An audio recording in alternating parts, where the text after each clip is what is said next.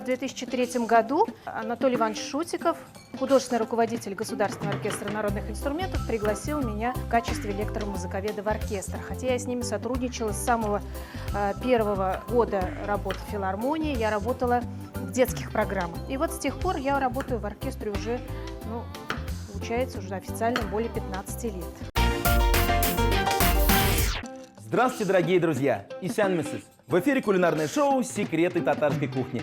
Программа, в которой мы рассказываем, как приготовить очень вкусные блюда. Одно из которых сегодня будет готовить заслуженная артистка Республики Татарстан, ведущая концертов Татарской государственной филармонии имени Габдуллы Тукая Лилия Апакова. Встречаем! Лилия Исян Месис. Исян Месис. Добрый день, Руслан. Добрый день, дорогие наши телезрители. Какая красота, это, конечно, я про ваш наряд, ну и вкуснота, я про такой большой ананас. Да, поскольку, Руслан, вы всегда в своей передаче пробуете только татарские блюда, я решила вас угостить вот таким экзотическим, но очень сладким, вкусным фруктом. Фрукт экзотический, а вот тарелочка специально для вас татарская, национальная. Татарским называется, орнаментом. Да, восточные узоры. Бекзир Ахмед, большое спасибо. Лилия Апакова, лектор-музыковед, заслуженная артистка Республики Татарстан.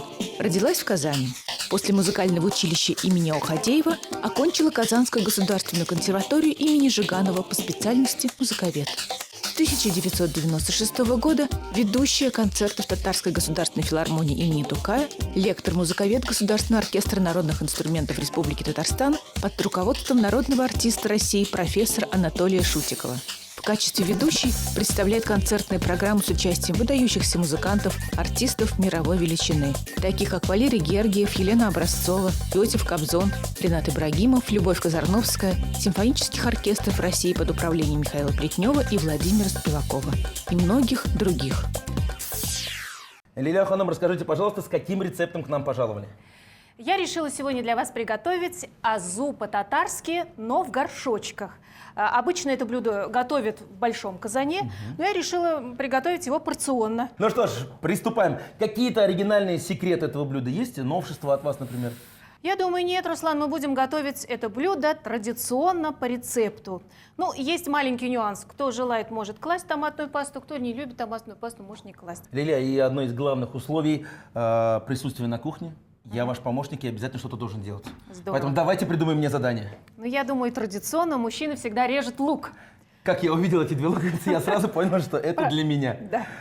Так, мелко, да? Мелко. Так, хорошо. Мелко. А вы? Так, ну, наверное, с мяса, что ли, надо начать. Так Хорошо. думаю.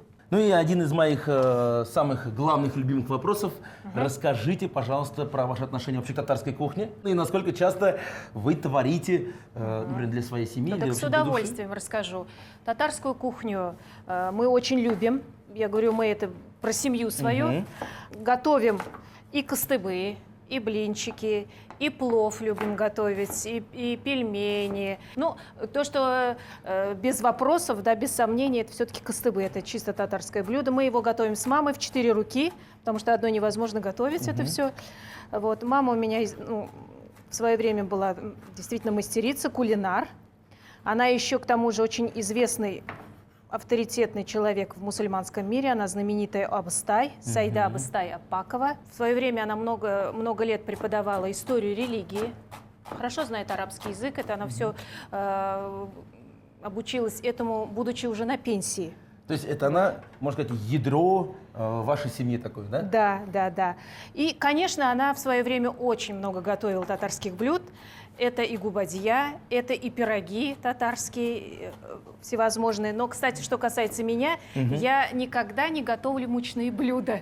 Поскольку берегу фигуру, нам, артистам, беречь фигуру надо, поскольку мы должны влезать в свои концертные платья. Которые очень сложно перешивать. Да, перешивать и не нужно перешивать, мы их носим годами, бережем свою фигуру. Вот поэтому и сегодня мы будем готовить не мучное блюдо, а именно сладкое блюдо, десерт, которое бережет женскую фигуру. То есть у нас еще будет и блюдо номер 2. Да, обязательно.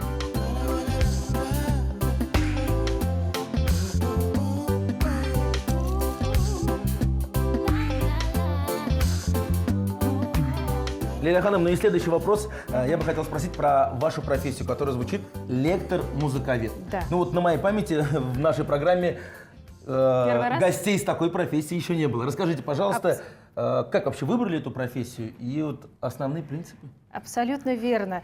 Ну, почему впервые у вас лектор музыковед? Вообще эта профессия, она, ну, если не скромно говорить, то такой штучный товар. Нас действительно не очень Заслуженным много. артистам можно говорить. Да? И не скромно. Нас не очень много. Вообще лектор-музыковед — это, проще говоря, ведущие концертов классической музыки. Я эту профессию пришла, еще будучи студенткой Казанской государственной консерватории. Этой профессии в консерватории не обучают. У нас есть специализация музыковед, а лектор-музыковед — это человек, который рассказывает, ну, проще говоря, рассказывает о классической музыке зрителям. Это такой вот посредник или мостик между музыкантом, музыкой и слушателями, зрителями. Да. Я пришла, еще будучи студенткой консерватории, в филармонию. Меня пригласил туда мой преподаватель Зульфира Айкубовна Салихова. Можно сказать, буквально под ручку меня привела в филармонию. И я погрузилась вообще в филармоническую жизнь. Мне казалось, она очень интересной, увлекательной. И сама на своем опыте осваивала вот специфику этой профессии. А не хотелось вот все-таки выйти на сцену и выступать вместе с тенорами, петь, например? Или сыграть какой-нибудь инструмент? Нет, петь не хотелось, играть тоже не хотелось. Рассказывать о музыке очень интересно.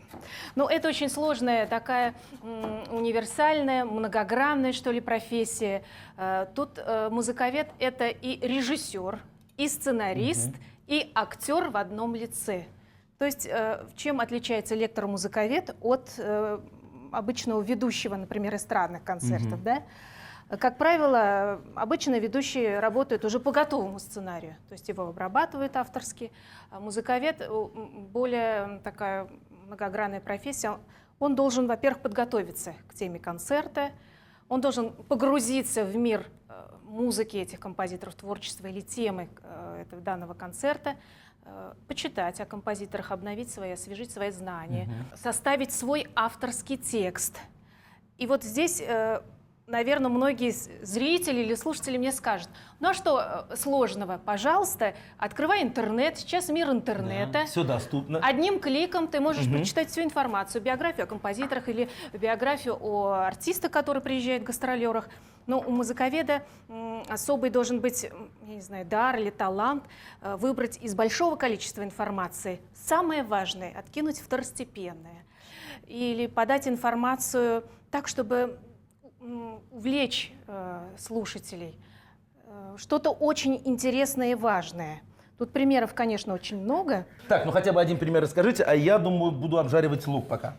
К нам в программу концерта Государственного оркестра народных инструментов Республики Татарстан приезжает очень много солистов, гастролеров из Москвы, из Петербурга. И вот на концерт «Да здравствует оперетта» к нам приехали ребята Вита и Георгий Васильевы. Они пели оперетту в первом отделении. Я, конечно, традиционно представила этих артистов, их творческий портрет. Вот. Но самое интересное было то, что они являлись не только вокальным союзом на сцене, они еще и были семейным союзом. Муж и жена? И не просто муж и жена. Во-первых, у них цыганские корни. Они родители 4 детей, молодые ребята, красивые.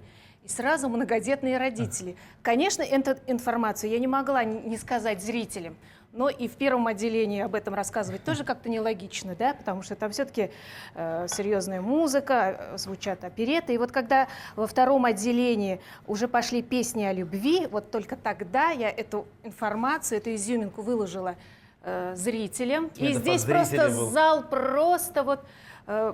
просто действительно, ну, мы как бы сразили зал вот этой информацией. И в это время информацией. артист обычно чувствует: я занимаюсь своей любимой работой. Да. И в этот момент действительно я чувствую: да, я на своем месте. Так, Руслан, я уже нарезала кубиками мясо. Так, перекладываем, оно готово, перекладываем его. Наверное, вот так. Перекладываем. И его. заметим, мы его не обжариваем. Нет, не обжариваем. Хотя некоторые хозяйки это делают. Да, но у нас фитнес-блюдо. Да, конечно, можно и обжарить, но кто любит обжаривать, тот добавляет себе калории и решать им. Мы более за стройную фигуру. Ну и у меня следующий вопрос. Расскажите, пожалуйста, кстати, морковку вы не забудьте. Точно. Как вы оказались в Государственном оркестре народных инструментов Татарстана? Я пришла работать в Государственную филармонию в 1996 году. То есть я уже работаю 22 года. 23 уже, Уже 2019. Да. И сначала меня приняли в качестве лектора-музыковеда в отдел оперно-камерной музыки. Это такой старейший отдел филармонии, который проводит концерты, вы не поверите, для школьников. Я пришла вот туда неопытной ведущей, и, конечно, вот эти концерты в школах стали школой вот, обучения лекторскому искусству, потому что в зале собиралось 200-300 детей, там, 4, 5, 6 класса, которые совершенно ничего не знали, например, о классической музыке, и надо было объяснить, что такое классические голоса. И самое главное, заинтересовать. Заинтересовать, чтобы они все слушали внимательно. И вот несколько лет я проработала в отделе, а в 2003 году Анатолий Иванович Шутиков, художественный руководитель Государственного оркестра народных инструментов, пригласил меня уже в качестве лектора-музыковеда в оркестр. Хотя я с ними сотрудничала с самого первого года работы в филармонии. Я работала в детских программах. У оркестра есть воскресные циклы детских концертов, они театрализованные, где мы самым маленьким слушателям, там от 2-3 лет и далее, рассказываем о народных инструментах. И вот с тех пор я работаю в оркестре уже, получается, уже официально более 15 лет.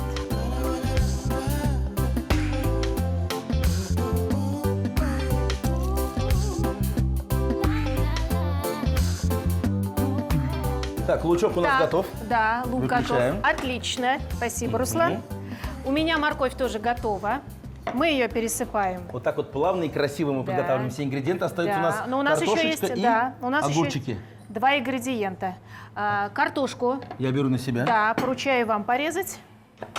А огурчики я солененькие беру на себя. Лейла Ханым, пользуясь случаем, хотелось бы поздравить вас лично и коллектив оркестра с 25-летним юбилеем, который они успешно отпраздновали в прошлом году.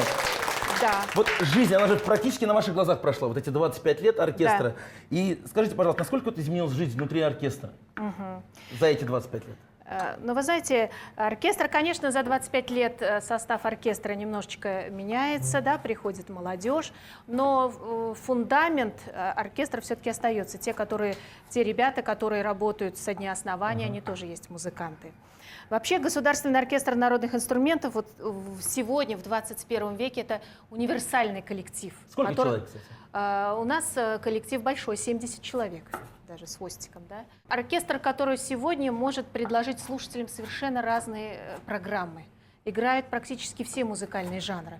Ну, приоритет, конечно, народной музыки. Причем и русской народной музыки, и татарской народной музыки, и музыка разных народов мира. У нас есть традиционная программа в абонементном цикле, называется там «Музыкальная планета» или «Возьмемся за руки, друзья». Так или иначе, она вот посвящена музыке народов мира. Это очень увлекательно, конечно, Вам какой знакомиться. жанр больше по душе? Ох, тоже выбирать всегда сложно. И классическая музыка хорошо звучит в переложении для народного оркестра. Ну, конечно, очень гармонично звучит именно народная музыка. Очень любимы слушателями программы русского романса. Песни советских композиторов. Золотая классика. Да, золотая классика советской эстрады, правильно. Ну, раз мы заговорили о песнях, хотелось бы все-таки эксклюзив добавить в нашу программу и попросить что-нибудь исполнить для наших зрителей. Вы знаете, у нас вот совсем недавно, 13 января, в Старый Новый год, была программа под названием «Музыка кино». И там звучала музыка из советских кинофильмов. Знаешь, из кинофильмов «Чародей», «Иван Васильевич меняет профессию», то есть много-много старых добрых фильмов. И я, например, очень люблю песню, и дома даже иногда, когда готовлю, напеваю. Песня из кинофильма «Зимний вечер в Гаграх». Конечно, ведущие никогда не поют на сцене. Получается такой... По просьбе Руслана. Да, по вашей просьбе, Руслан. Такой первый опыт импровизации. Когда простым и нежным взором ласкаешь ты меня, мой друг, необычайным цветным узором земля и небо вспыхивают вдруг. Веселье час и боль разлуки готов делить с тобой всегда. Давай пожмем друг другу руки и в дальний путь на долгие года. Браво! Лилия Апакова эксклюзивно для программы «Секреты татарской кухни». Ну и в честь юбилея любимого оркестра. Правильно. Дорогие друзья, у нас небольшая пауза на канале ТНВ, после которой мы обязательно увидимся. Оставайтесь с нами. Вы вновь смотрите программу «Секреты татарской кухни» и вспоминаем секрет приготовления популярного татарского блюда азу вместе с заслуженной артисткой Республики Татарстан Лилией Апаковой. Лилия, Бельзюр Ахмед, за то, что нашли время и пришли к нам. Да. Очень много интересной информации про оркестр народных инструментов, про свою личную жизнь рассказала Лилия. Финальный момент. Рассказывайте, Так. что делаем. Значит, вот теперь готовые ингредиенты мы складываем в горшочки. Поехали. В какой последовательности? Сначала соленые огурчики идут у нас. Так. Ну и хотелось бы спросить про гастрольную часть оркестра.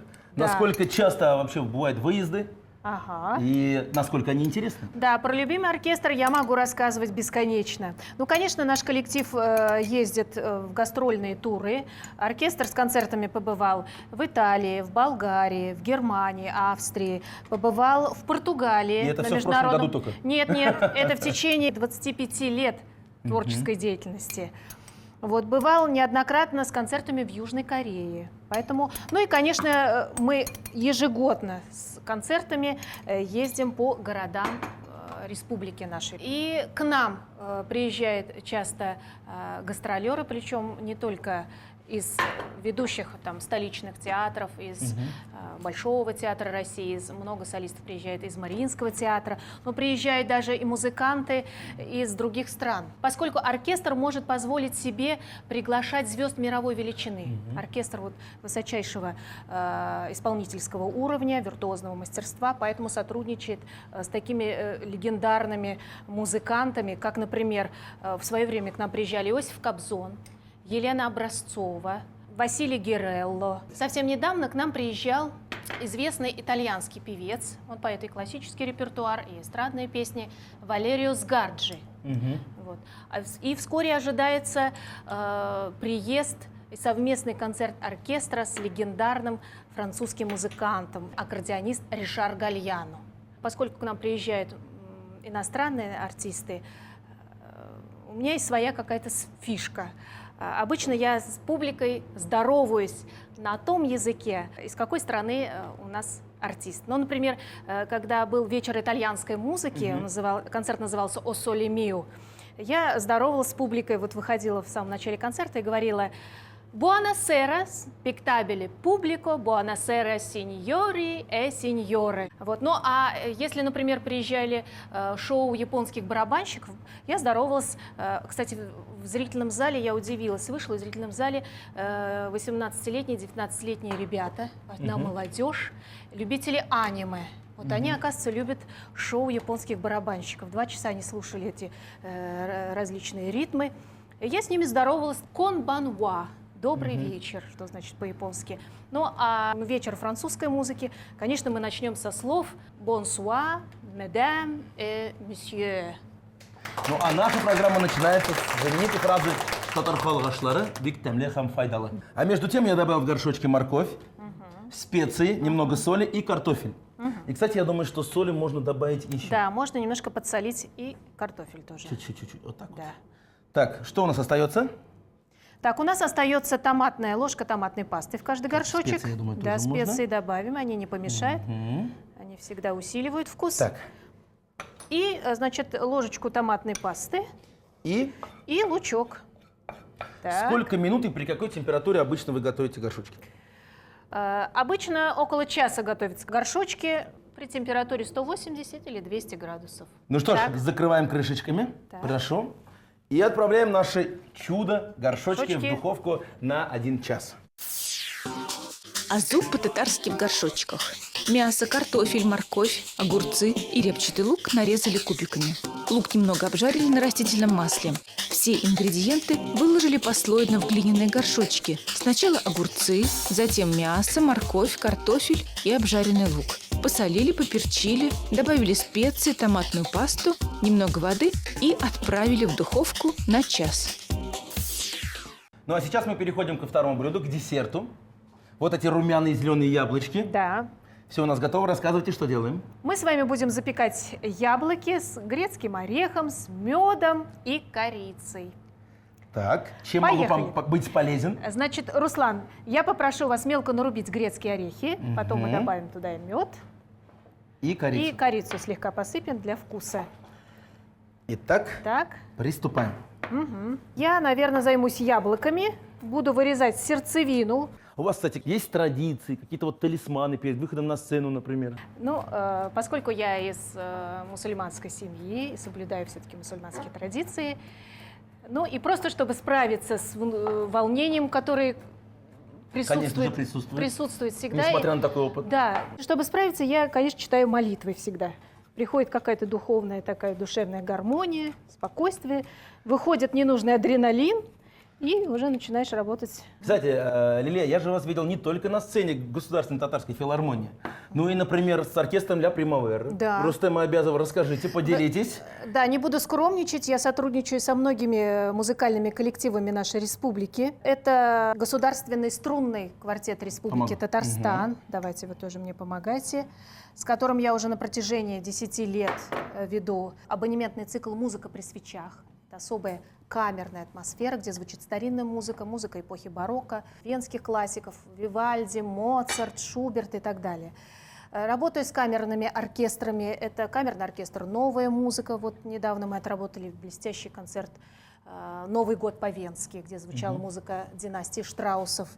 И, конечно, с моим любимым казанским камерным оркестром «Ля Примавера». Очень много разных проектов, в том числе замечательный проект под названием «Звезды из завтра», где с профессиональным оркестром имеют возможность выступать юные виртуозы, юные таланты, скрипачи, пианисты, исполнители народных инструментов, певцы самого раннего возраста, там, с 5-6 лет, ребята. Это же большая возможность, это такая вот путевка в жизнь для юных музыкантов.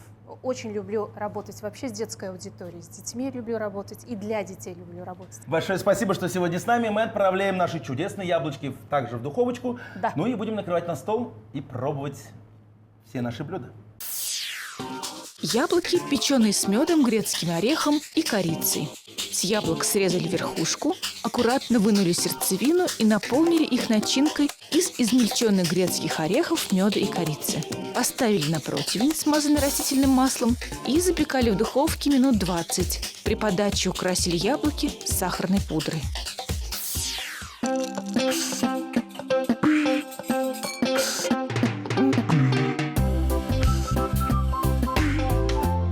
Наконец-то наступил мой самый долгожданный и любимый момент в нашей программе. Да. Мы пробуем блюда, которые вместе с Лилией приготовили для нас. Да. Прошу. Итак, горшочки. Начнем, да, с мясного. Очень ароматно. Надеюсь, и вкусно. Да, возьму ложечку. Кстати, горшочки еще горячие. Надо перемешать, да, и потому самое что главное, соленые огурчики остались на дне. Очень ароматно получилось. Но, бисмилля рахман рахим, да. Пробуем азук татарский. Самое главное, мягкое мясо. Оно должно таять во рту. Удалось? Изумительный получился соус. Действительно, настоящая, классическая татарская азук. Ничего лишнего и удивительно замечательный вкус. Еще раз большое спасибо. Ну и десерт. Да. Который, кстати, очень даже симпатично мы выложили Очень на красиво. тарелочке. Да. Очень красиво выглядит, эстетично, волшебно. То есть блюдо получилось, уверен, конечно же, вкусным, с такими-то ингредиентами, да? Но и очень красиво. Попробуй десертик. Как? Браво! О-о-о! Очень вкусно, браво. и мне кажется, своих любимых детей, и в том числе внуков, вы можете обязательно и должны побаловать этим блюдом. Очень сочно, вкусно и красиво. Лилия, ну что ж, буквально через мгновение нам придется расстаться. Да, сказать друг другу до свидания. И до новых встреч. Большое спасибо вам за приятную компанию, ну и за вкусные блюда. Спасибо большое, спасибо, Руслан. Спасибо за компанию, спасибо за подарки. И, дорогие зрители, приходите к нам в концертный зал Татарской государственной филармонии каждый день. У нас интересные, увлекательные концертные программы для вас. До скорой встречи, до свидания. Это была программа «Секреты татарской кухни». У нас самые лучшие гости и самые вкусные блюда. Смотрите нас на ТНВ. Слава Богу, пока-пока. Если вы не успели записать рецепты наших блюд, мы ждем вас в нашей группе ВКонтакте. А также не забывайте подписываться на наш канал на Ютубе. Благодарим ресторан «Печь» за предоставленный интерьер и помощь в организации съемок.